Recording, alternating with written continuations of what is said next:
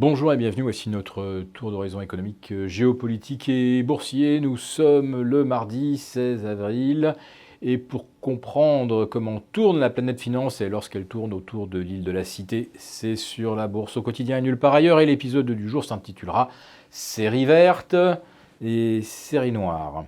On va commencer quand même par la série verte puisqu'elle se poursuit à Paris avec un CAC 40 qui aligne une nouvelle séance de hausse, un nouveau record annuel à 5520 points. Alors il y a encore du potentiel pour aller chercher 5006. Eh bien attention, je vous le rappelle, la référence pour les gérants, ce n'est pas le CAC 40 PX1, c'est le CAC 40 Global Return à 14 550. Le voici revenu à 50 points de son record historique absolu. Ça fait moins de 0,4%. Autrement dit, on est presque sur un double top parfait. Il faudrait aller chercher les 5535 pour être au plus haut absolu en équivalent Global Return.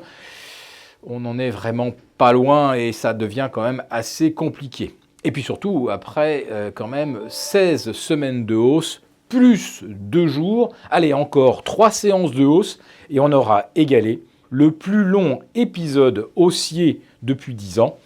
Celui de février à mai 2015, c'était avec le lancement du quantitative easing de la BCE. Alors bien sûr, il y a eu des épisodes haussiers plus longs, puisque je me rappelle, c'était peut-être en 2013, on a eu, je crois, 11 mois sur 12 à la hausse. Mais là, je parle d'un mouvement de court terme sans correction intermédiaire de plus de 2%. Donc oui, c'est le plus long épisode haussier d'un seul tenant depuis 4 ans. Et en termes d'amplitude, on n'est pas très loin non plus de ce qu'on avait réussi à engranger au printemps 2015, puisqu'on est à 17% contre 20%. À Wall Street, hier soir, il y a eu une toute petite pause, mais vraiment insignifiante. Les indices ont clôturé entre moins 0,05 et moins 0,10. C'était juste histoire de dire qu'on n'alignait pas une 12e séance sur une série de 13. On fait des petites pauses, mais c'est comme un train à crémaillère. Ça grimpe, il y a un cliquet, ça ne revient jamais en arrière. Et là, à propos de cliquer, de ne pas vouloir revenir en arrière, on aimerait au contraire revenir 48 heures plus tôt, quand Notre-Dame était encore intacte.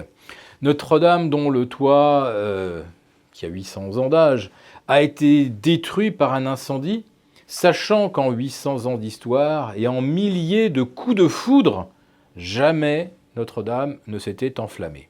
Une véritable série noire après la dégradation de la basilique de Saint-Denis, après l'incendie de Saint-Sulpice, et hier soir donc Notre-Dame, sur lequel toutes les caméras du monde entier se sont aussitôt braquées, parce qu'au-delà du symbole de la chrétienté, c'est aussi un symbole du génie des architectes du XIIe siècle.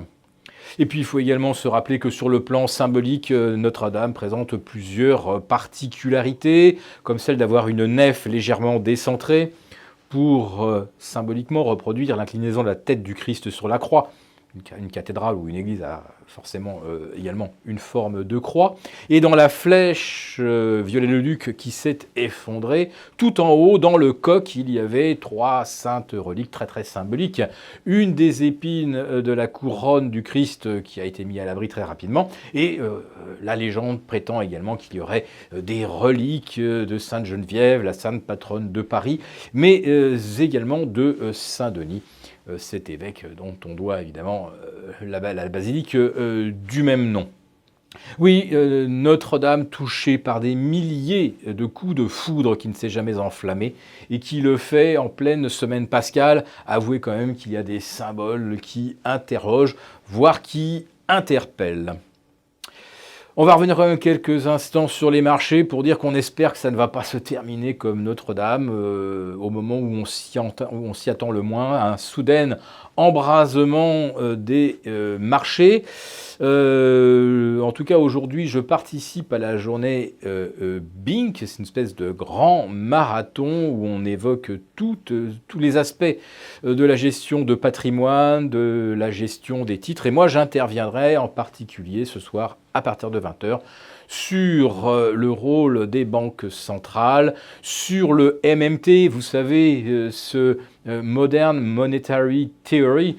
MMT, c'est l'acronyme que j'emploie depuis très très longtemps pour Morphine Monetary Therapy, la thérapie de la morphine monétaire. Donc on va en reparler ce soir et on va essayer de faire un peu de prospective pour savoir à quoi s'attendre au cas où les marchés connaîtraient un brusque accès de volatilité.